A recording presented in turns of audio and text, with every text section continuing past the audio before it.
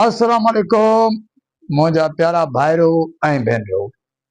आऊं आहियां मोहम्मद इसाक परियाल। अॼु मुंहिंजो जेको मौज़ू आहे उहो आहे सिंध पुलिस जे सिपाहियुनि ऐं सिंध पुलिस जे ऑफिसरनि सां नारवा सलूक।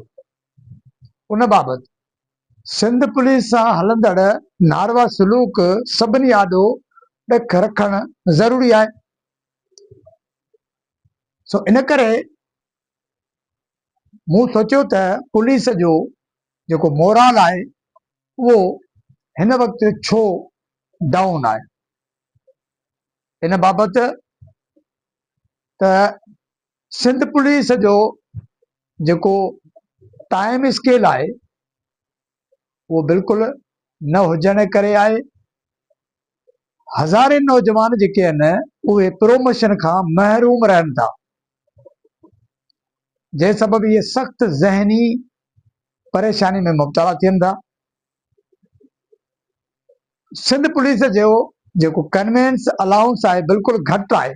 उहो सम्झो जेको आहे न हुअण जे बराबरि आहे। जॾहिं त महांगाई हर रोज़ वधी रही आहे ऐं राशन जेको अलाउंस आहे उहो बि बिल्कुलु न हुअण बराबरि आहे। जॾहिं त पुलिस एहलकार ॾींहुं राति ड्यूटी ते रहनि था। हाउस रेंट जंहिंखे चइजे घर जो रेंट अलाउंस उहो बि इंतिहाई घटि आहे, जंहिंसां को बि ख़र्च नथो हलाए सघिजे।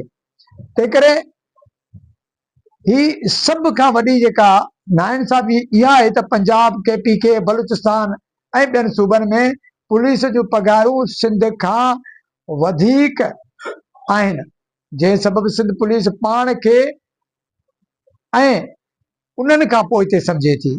असांजो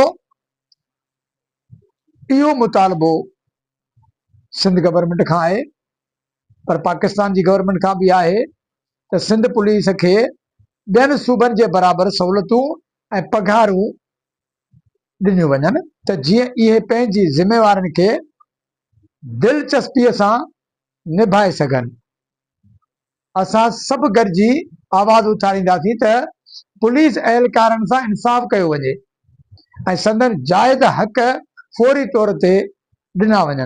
महिरबानी दोस्तो, जिन मूंखे तव्हां ॿुधो, जेकॾहिं अव्हांखे हीअ मुंहिंजी वीडियो पसंदि आई आहे त महिरबानी करे लाइक ऐं शेयर करियो।